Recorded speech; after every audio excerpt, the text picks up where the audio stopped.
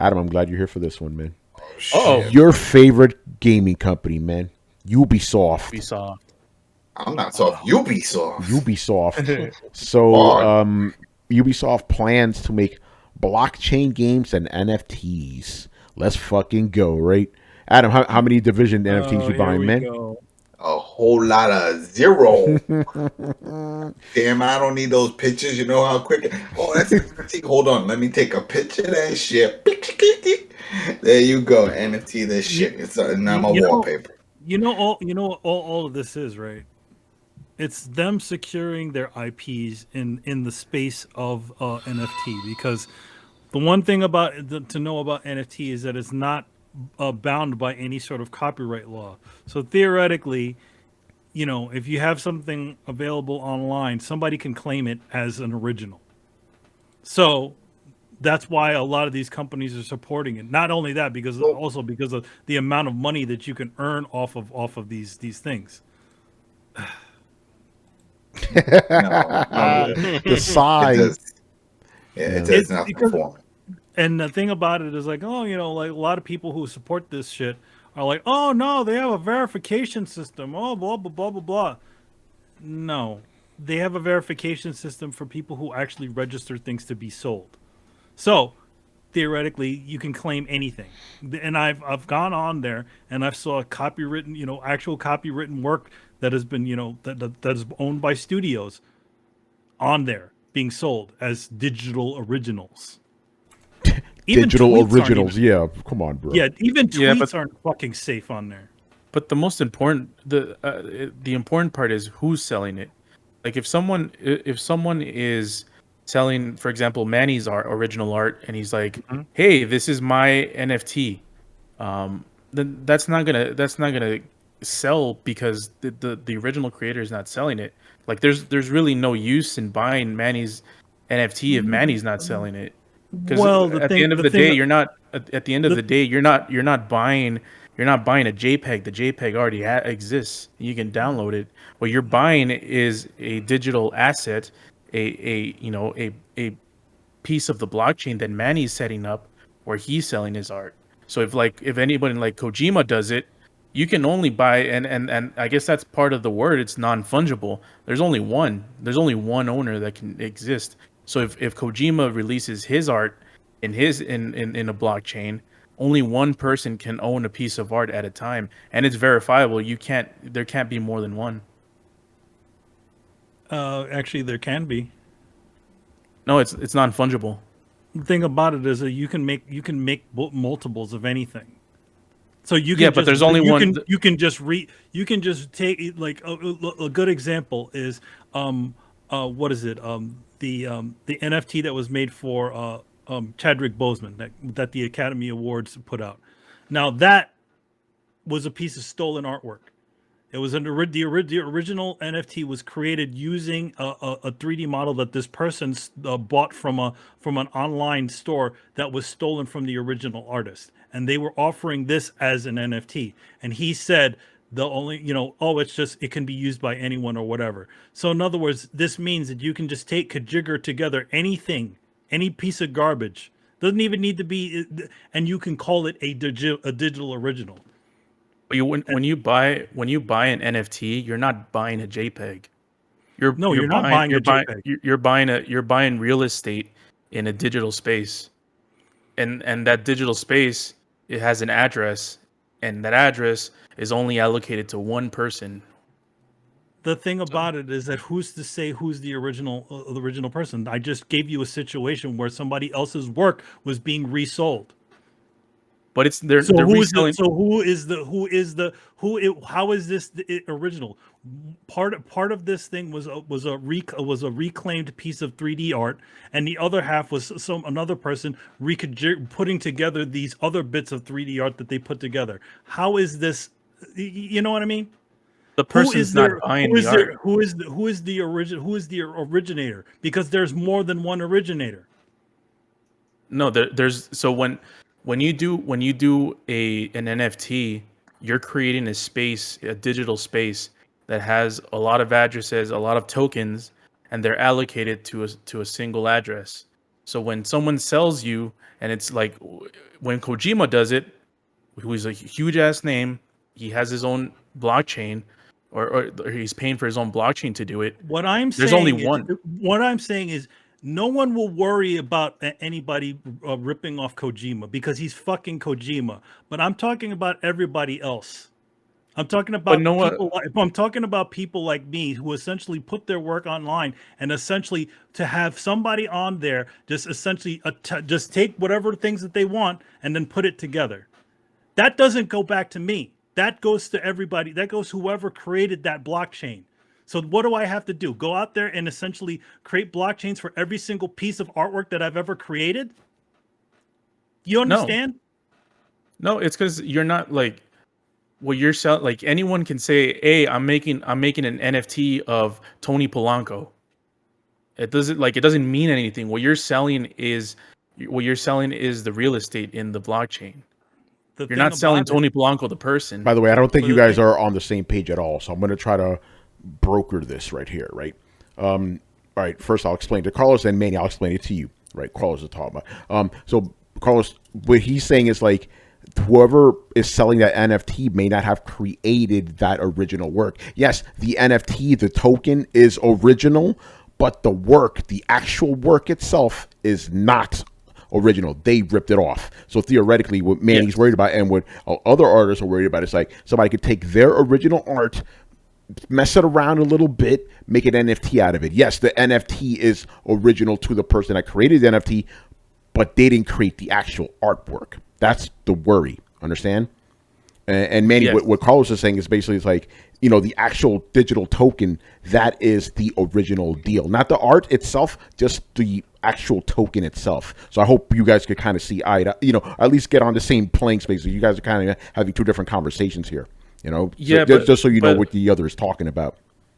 But when someone like, let's say someone is selling a token of Manny's art, the market that it creates is only dependent on the person who's willing to pay on a token that has something to do with someone else's art. And I guess you can get that's a fine line that you can get within. And I mean, physically it happens more than anything. People can go to Comic-Cons and sell counterfeit Manny's art and sell it there. He's had it counterfeited plenty times online. All this is just another space for work to be counterfeited or reclaimed. I say this is no better than the Orphan Works Act that the U.S. government was trying to put out. You know what that is, Carlos? No, not an orphan. The Orphan Works Act is essentially an act that says at anything that hasn't been claimed online. Let's say, for the sake of conversation, one of my pieces they removed my signature from it, and essentially it's just been sitting online. That means the Orphan Works Act makes it legal for any company or any entity to claim a work that's just sitting online. If with the exception of they said they were not able to contact the original creator. This was something that the government was trying to do. This officially is even worse than that because it's not anybody. It's not like companies or entities. They're just literally it's just people just taking shit that they see and putting creating an NFT from it. Mm-hmm. And that's the problem. And it's a big problem because it's like, and that's what these companies are trying to do. They're trying to secure their properties. Why are people like Ubisoft? I mean, granted, they also want to make the money off of it, but has every single one of these people like friggin' bands and different game companies? They've all been jumping in on this shit. It's because it's not only is it because it has the potential to make a lot of money, but at the same time, it also because this system, because there's no rules behind it. It subverts copyright law. So somebody can literally claim Spider-Man and create a Spider-Man NFT right now and make money off of it just before the plain fact that it is because it is a Spider-Man NFT, and Marvel Comics or Disney doesn't make anything off of that, and that's what they're trying to secure. so that they're the only source getting money off of these things, instead of some random rando online deciding, hey, look, I'm going to just take many of these different comic images and do it on there. And I have done searches on there, and I've seen copywritten work on there, and I've seen other artists work on there too.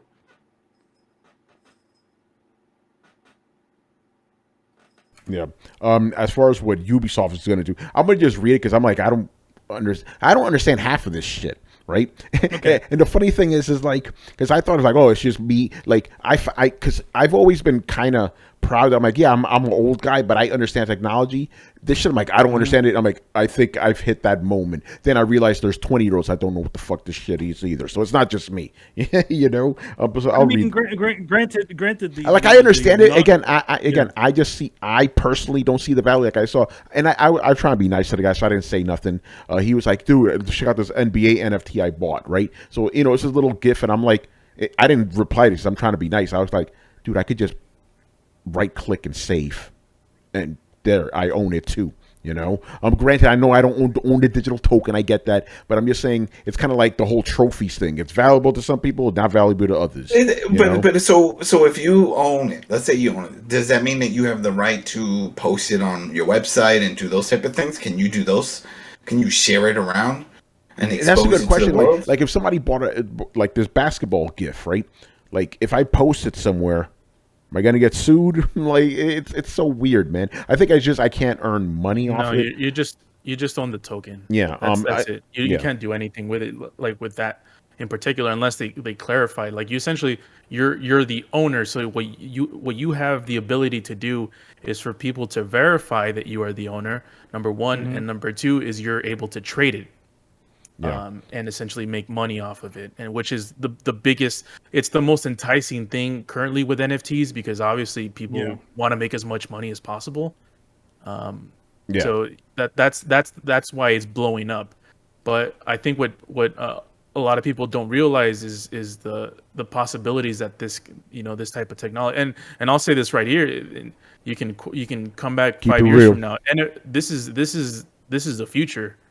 Like this is going to be done with finance. This is going to be done with real estate. This is going to be done with almost every transaction that we do. This is how, because it's a verifiable way to identify the owner of something. So you can set up property, say, hey, the person who owns this token owns the house that it's at 111 548, Seeker Street or something. So like it's just more than that. You're like and Tony mentioned about why he doesn't understand why it's valuable. Well, I think it's ununderstandable because it's more of a free market thing. It's only as worth as people are deciding to pay for willing it. to invest in. If they're willing to put into it, then it gives it the value. Just like anything, why do we trust the dollar and all that? It's because we put the value of the currency. Yeah, no, you're right about that. No, and then somebody explained it to me again. It's like, oh, imagine it's like, you buy this piece of art. It's like, it's yours. Like, yeah, but I could hold the piece of art in my hands. You know what I'm saying? So like owning a digital token, I'm like, the fuck can I do with that? Like, yes, I understand it may raise in value or whatever. I could sell it. Cool. But I'm like, and again, I think it's just a personal, like, I personally don't see the value in that. I'm not, like, objectively, I see the value in it. Personally, I don't see the value in it. I'm like, that's stupid, the only I think the only reason why any of this is even going anywhere is because so many people have gone putting money into it. If they just pull out of it, just seems like it's a bunch of speculation. It feels like the big comic book boom of the '90s. Everybody was just Infested. That's exactly what it is. It's like essentially. And look what happened with that. So Manny, can you do that? Huh? Can you create your artwork? Like, what's the process for you to do that? You can do that. You could take Manny's artwork right now. You're not the boss.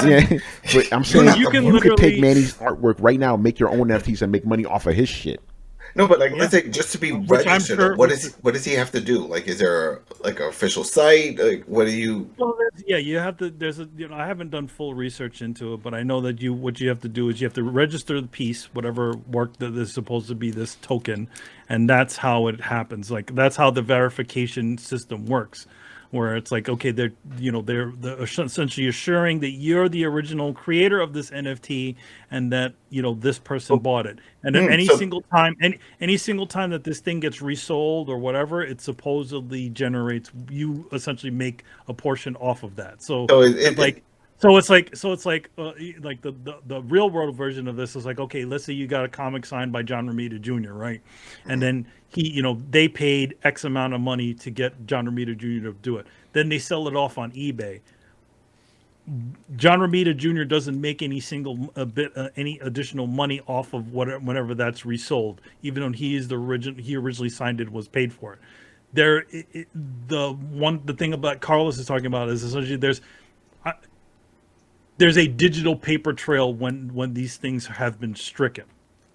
So, well, let's say, because Tony was like, "Oh yeah, you can do it, right?" So let's say if I grabbed I can your do art, it too, right, Playboy. and then I went and I made an NFT, and you said, "Hey, no, that's mine." How do they go about verifying that first that I am the creator or that you're the creator? Is it just first come first serve? I created it first, so it's now mine. No, Go ahead. There's no first come first serve. It's anyone. It's the Wild West. So I can get Manny's original art. Say, hey, I'm releasing these tokens. It has this art, and I'm selling them in highest bid or whatever. So you can do all of that. I think there's a fine line between that and the copyright measures, because I don't think it infringes on copyright at the moment. I'm pretty sure that's because there's no that's what I was saying, where it's essentially it essentially infringes on the copyrights of the original creators. So again, you can take pretty much that's why they're drawing the line in the sand, all these companies, essentially because they're securing their original properties. Mm-hmm. Because they want to be able to make money off of the further sales or whatever of it. And this happened with DC. In fact, that's part of what DC, part of our contracts we signed. This was openly put out pretty recently, where they say that you can't do any of this stuff, like in other words selling off your digital originals, which is the pages that cut books or anything like that, and that they can do certain things with the works that you have created. So there you go. Yo, a part of me wants to be evil that right now because I'm looking. There's literally YouTube videos showing you how to do this stuff, right? I literally, Manny, I'm not gonna do this, but it's like I would ask you permission. Hey, man, I'm gonna take one of your works and I'm gonna make an NFT and then make money off it to prove a point. You know what I'm saying? That somebody could just steal your shit. Well, the thing about it, that I always say this about when you do artwork in general and put it online. There is nothing stopping. Once you put something online, you have lost all control of your work.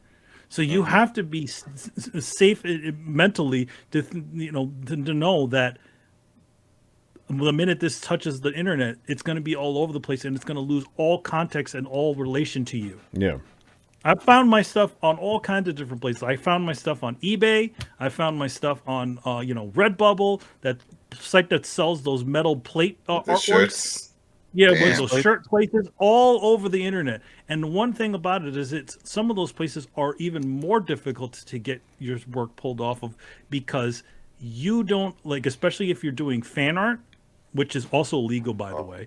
If you're doing fan art, the thing is you have to be the original copyright holder in order to be able to claim the work. Even though I, as the creator of the original work, I have control over its usage. I have control over its usage rights. I just can't put it out there or supposedly make money off of it. It's crazy. So, yeah. Hey, remember, we got hit with that copyright over that money many, many moons ago. With the Gears of War, right? Yeah. And Tony, what's up, bro? That was the Gears of War. Yeah, the Gears of War money thing was a situation like that, because again, people don't want to believe this, but essentially drawing fan art or doing fan art of your favorite characters is incredibly illegal, and the only reason why big companies don't come down on you is free advertising. It's free because it's free advertising. But then there's places like Japan. And Japan has very brutal copyright laws when it comes to their own content. So with me and Adam, I made him a toy. I made him the Gears of War money, which is essentially a customizable figure, and I got a cease and desist from Epic Games because they thought I was manufacturing products. Yeah, And also, I wasn't the only one that got one either. Essentially, people just painting stuff on their ceilings, making those little, those not little, but making the chainsaw gun and all that stuff. They all got hit with cease and desist. Yeah, Carlos, what's up? Yeah, and I guess with all that stuff, it's kind of difficult also to grasp because, for example, if I wanted to sell Manny's art as an NFT, no one's gonna give a shit. At least when I'm selling it, because no one knows who the hell I am. It depends on the work. If it's a recognizable work that somebody of a character or a franchise or something that people react to, it definitely has a better chance of making money off of it as opposed to something like that. Because we're a bunch of unknowns, right? I'm known but not really known. And nobody knows who you are. But the same thing is that not even my family, man. Yeah, yes, I know who you are, Carlos. Respect. You the real Carlos. Nobody outside of the public space in our podcast knows exactly who Carlos Romero is. In fact, we haven't even seen you. Me and you saw him. What are you talking about? We saw him. Just kicking the dirt on your grave, Carlos. I'm the only one. Nobody knows what Carlos looks like. That's not even his real Man, name. you and I hang out with him. What are you talking about? I know, but nobody watching right now knows who fucking Carlos looks like. Yeah, that's true. Yeah. Get it? Yeah, so, He looks like Pipaporu, anyway. Yeah, he knows. They know he looks like a. See, before he said the comments, Pipaporu. But anyway, so the thing about it is like, yeah, we're a bunch of unknowns, but what if we had something that was known? And that could be something that could hit. That could either be a really famous tweet that somebody throws out, or it could be some again a famous character that somebody recognizes. Even something like some piece of artwork that looks really interesting has the potential of doing something. Yeah, so it's pretty dicey there, and that's why like Manny mentioned, all of these big companies are getting ahead of it because they know that there's profit to make of it, and they have to get on top of it before someone steals their thunder. Yep. And, By the way, you never even got to what Ubisoft is planning to do. Oh yeah, what is you? Yeah, I don't want Division NFTs. Thanks for asking, Tony. No thanks. I'm going to read this statement from Yves Guillemot, their CEO. He goes, "We consider blockchain one of those Okay, as you see, this industry is changing regularly with lots of new revolutions happening. We consider blockchains one of these revolutions. It will imply more play to earn that will enable more players to actually own content, and we think it's going to grow the industry quite a lot. So we have been working with lots of small companies going on the blockchain, and we're starting to have a good know-how on how we can impact the industry. We want to be one of the key players there, but I don't know what that means." No, it just sounds like they're doing research into it, and they're looking to secure a position in there and seeing what ways that they can generate money. In other words, I think to quote Hip Hop Gamer, DLC. Yeah, he's very excited about it. By the way, Hip Hop Gamer, he compared NFTs to PlayStation Home. I'm not making this up. No, it's not PlayStation Home. He says PlayStation Home. It's just to give Adam an example of how this would work. I'm not trying to convince him that this is a good idea, but just how they would do it. It's like, let's say for example, the Division has NFTs, and you buy an NFT of Marcus Phoenix. So you'd be the only one in that game that can play as Marcus Phoenix in Marcus Phoenix is in Gears of War, man. It's a hypothetical. Like you'd be the only one that'd be able to play as Marcus Phoenix in the Division if the Division ever releases. Now that would be cool. That'd be cool. And you're the only one. No one else can do it because you're the one that is the owner of the address. And then there's someone else in the world that paid for Dom, and there's someone else that paid for Master Chief and whoever. And you're the only ones that own that character that can play it in that game. What's the cool thing about it is you can keep playing as Marcus Phoenix, and let's say you paid $20 for it, but it's starting to blow up, and people are like, I want fucking Marcus Phoenix, man. I'll I pay could you a sell million. I'll pay you $1 million for him. But And don't you can have to sell it. share? You only own a block, Jagon's though. buying You them. can't really Hey. sell it for that amount. Doesn't everybody have to agree? It's only you and the person making the transaction that have to agree. Even if I don't own all of it, I only own a block. No. You, Well, you either own it or yeah. That is the the blockchain wow. is what you own, bro. The blockchain is essentially the bookkeeper that says who owns what, which transactions were made, and for how much. That's essentially what it is. And yeah, like you can sell it, and I think that's way better than the traditional method. You're buying these microtransactions and they're freaking loot boxes and stuff, and after the game's over, that's it. Yo, you don't need to attack my people, EA. Let's leave Here- that for another segment. Let's leave it for another segment. Here's the interesting thing, though. Like, obviously, this is also not a system that's thinking about the future and the future of whatever you own, because obviously, Division and all this stuff is not going to be forever. So, let's say you've only bought your Division skin of Marcus Phoenix for only Division 3. Yeah. That doesn't go up. That doesn't Won't affect go any of over to the other ones. It goes, it doesn't go over to the previous, the next editions of it. So That's essentially, it's sort of like a waste of money. It is. You wasted money. Essentially, great. Essentially, maybe paying for a skin or something like that. This blockchain that essentially allows you to play this, whatever this skin thing is. I mean, yeah, it's sort of after the fact. Once the dust is settled, it's like it doesn't matter anymore. Yeah, it just depends on how they decide to implement it. I guess there's millions and millions of use cases for these kinds of things. Yeah. But and I mean, and you brought up a good point earlier about how a lot of it trickles down to the original artist. It kind of negates the GameStop used game loophole kind of thing. Where, because you can't resell. You can resell the thing again, but at the same time, Ubisoft still makes a percentage off of whenever it's gotten resold. So Marcus Phoenix skin gets sold over again like three other times, maybe for more money each subsequent time. At least they get money after the fact, as opposed to where GameStop, if they sell off a Division, a physical copy of Division over and over and over again, Ubisoft doesn't make any additional money off of that. Right. Yeah. All right, man. And that's why they implemented DLC, because they wanted those things. They wanted to continue to make money after the fact. If a game had gotten sold, by the used market.